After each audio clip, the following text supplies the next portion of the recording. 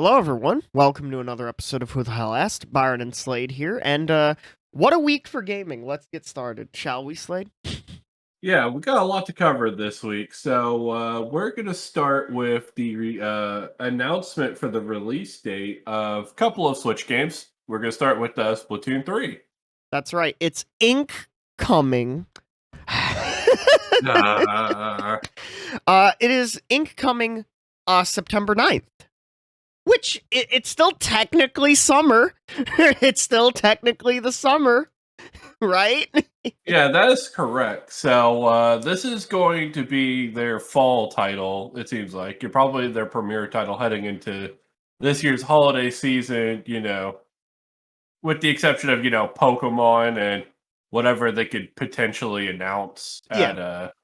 at a future direct around the time E3 would have been, considering there is no E3 to nobody's surprise. Yeah, we Um, covered that a few weeks ago. We'll watch that if you haven't. But yeah, so definitely a lot to look into on that front. yeah, and So they announced this. I believe it was yesterday when we're recording this. And the big thing, they just showed an entire match of turf war, and yeah, it looks like there's a lot of different weapons and stuff that they're adding that wasn't previously in there. I think I saw like a kind of like grenade launcher, like one. yeah, Yeah, some pretty crazy stuff overall. But it looks like there's a bow too. Oh, that's kind of cool. yep. And alongside that announcement, we got the announcement of the Splatoon 2 Octo expansion will be a part of the NSO expansion pack. Yeah, so it's pretty interesting. It seems like they're retroactively going in there and adding all of the DLC packs for a lot of the games to the NSO expansion pass. I Yeah, think we'll continue to see more of this, like maybe closer to Xenoblade Chronicles 2 or 3 release, we might see the Xeno 2 DLC added to the expansion pass. But that'd be kind of weird considering they also sold that as an individual game yeah. as well. That's why I don't think it will be part of the expansion pack. But this does open the floodgates for past DLC as well, instead of present and future DLC. Opens up to the past, which is Yeah, interesting. so for people who have Splatoon 2 but didn't get the DLC like myself, this could be, a bargain and a reason to buy the Splatoon DLC. Yeah, Or not the Splatoon DLC, the expansion pass. yeah, I because personally still do not think it's enough to warrant the purchase. yeah, But I mean, that's not to say that that couldn't change or improve. yeah, and it's the value is slowly improving, slowly but surely improving. Yeah, I think well, one thing people would like to see is all future DLC included in this as well. Yeah, and so So far it that, like, seems like that's happening because obviously we got the Mario Kart 8 Booster Course pass, but we'll see what other bits of DLC come with this. yeah, so some pretty interesting stuff right there. So moving on to the next Switch game that got a release date, interestingly enough, Xenoblade Chronicles 3, which is going to come out much earlier than people expected because I think they announced that this is coming out earlier than the initial release date. Yes, Um, so it was revealed. Oh God, I don't. I think it was either back in the last direct we had. Yeah, it was yeah, going to be a September game.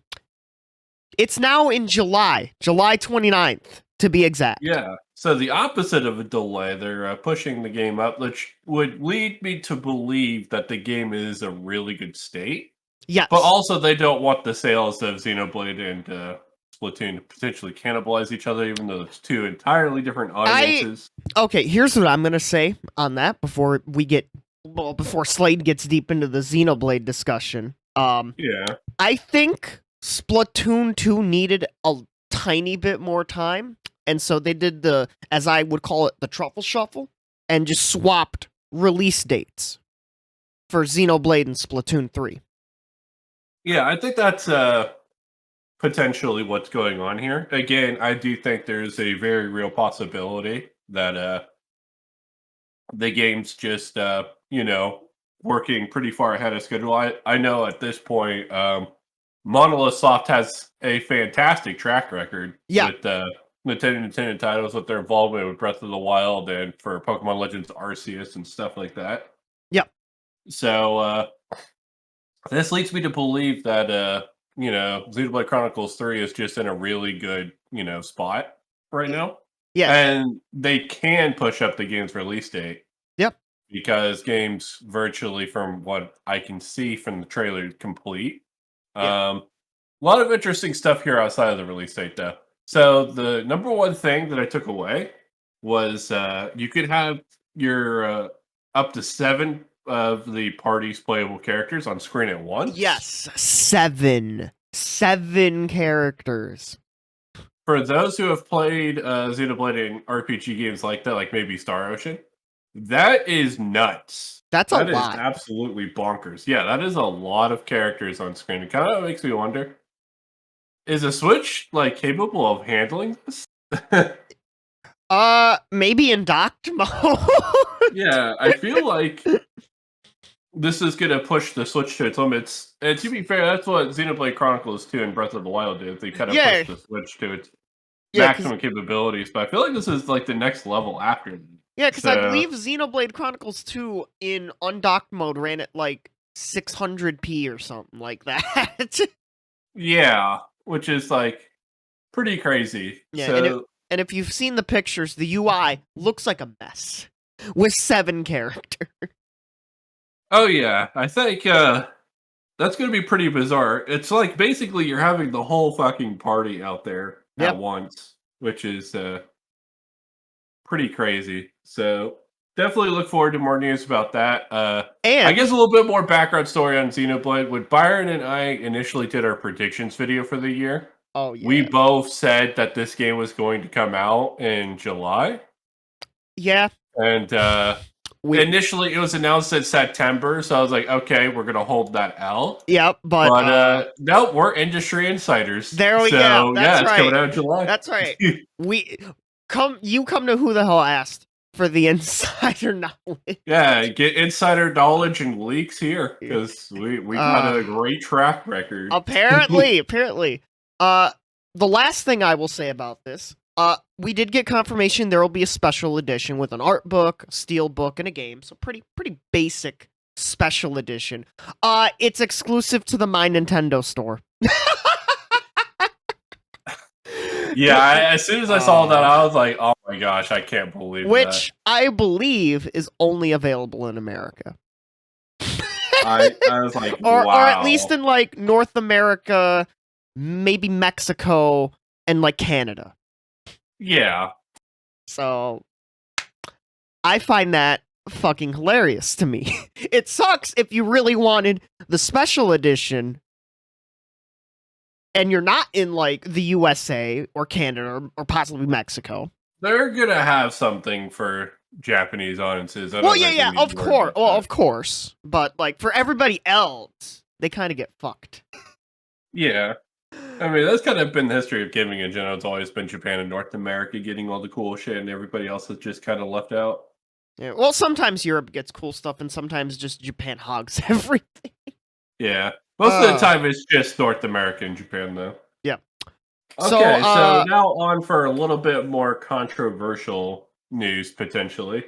Microsoft and Sony both seem to have plans to add ads in some of their free-to-play games. Yes. So, for the Microsoft article, this came out, I believe, a day or two after we recorded the last episode of Who the Hell Asked. Mm-hmm.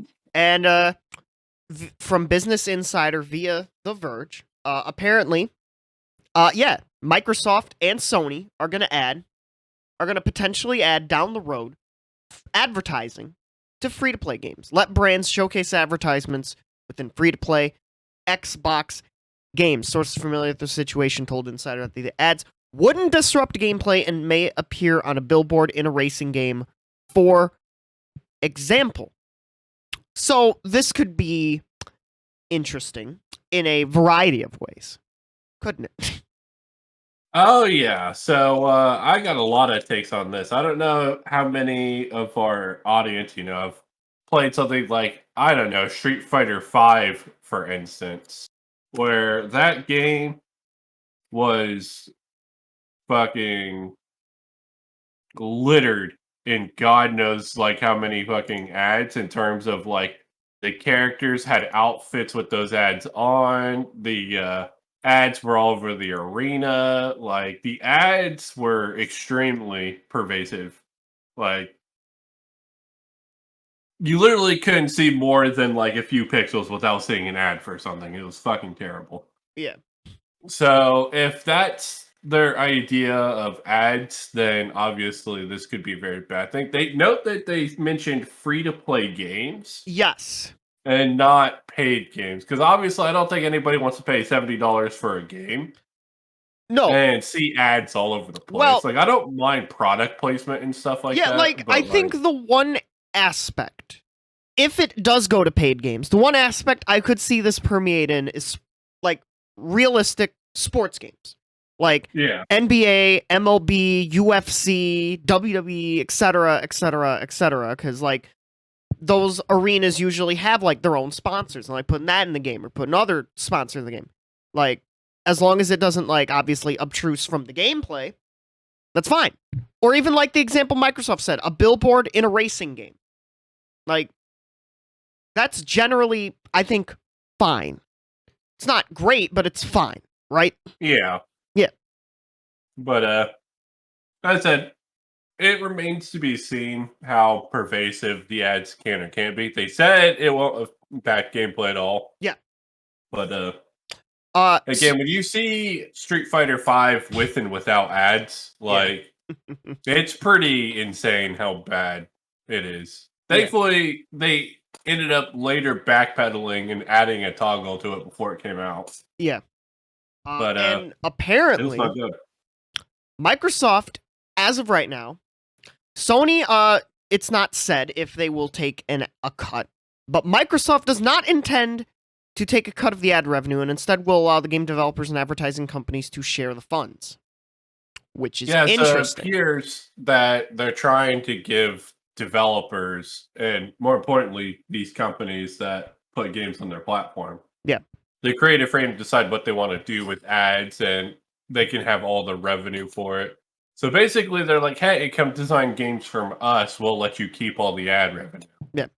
For Microsoft, this is set to potentially start appearing as soon as the third quarter of the year. And it's possibly the same for PlayStation. So this is very interesting. Very interesting stuff. Hopefully this doesn't go into the world of paid games unless it's like a fucking your typical sports game that will have these types of ads anyways.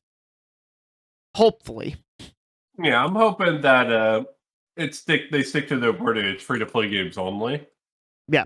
And again, and I get that, free to play games have to, generate money and revenue somehow. So like Yeah. I hope the quality of these games don't suffer because they're not relying on people, rolling gacha or paying subscriptions or whatever. Yeah. And our last bit of gaming news for the week, ladies and gentlemen, Sonic Origins. You remember Sonic Origins, right?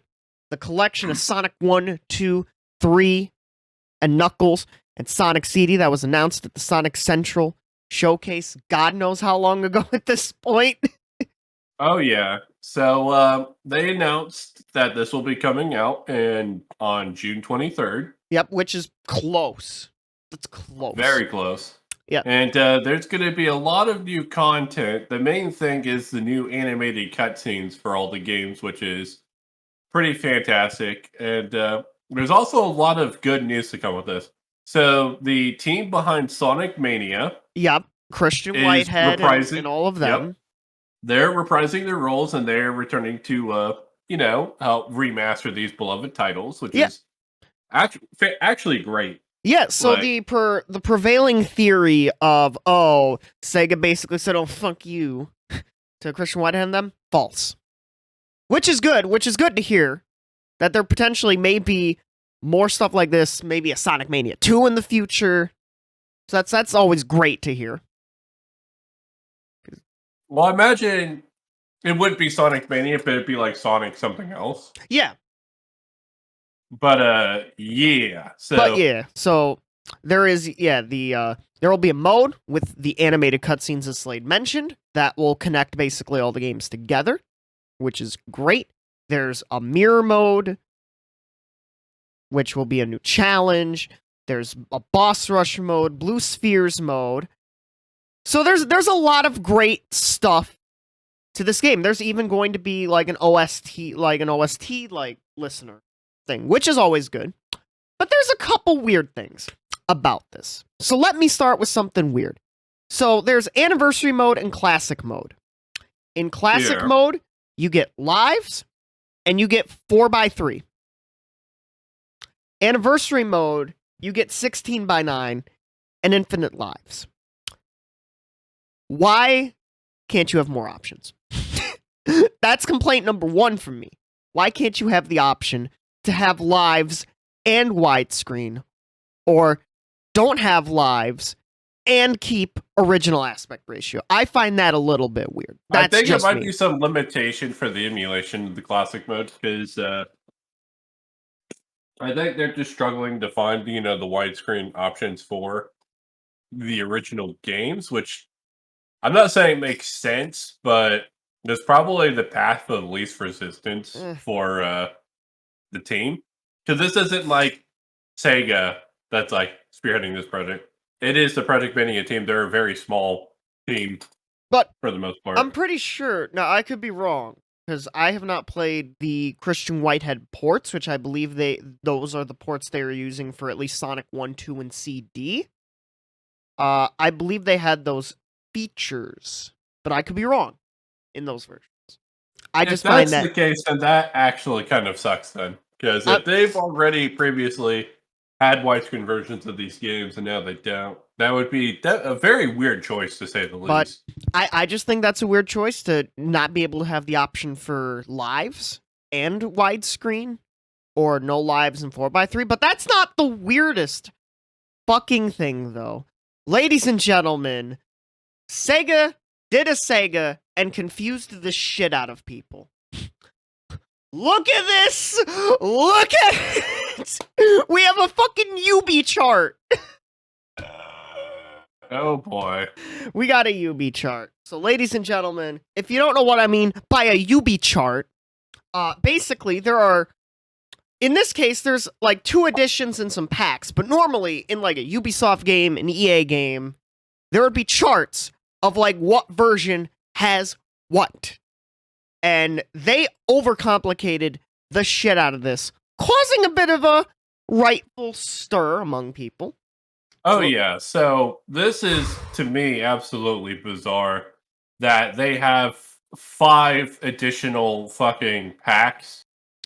It's 2 editions and 3 different packs. So let me break this down for you, Slade, and for everybody else, because I did some studying on this fucking game. So with the standard edition, you get the main game.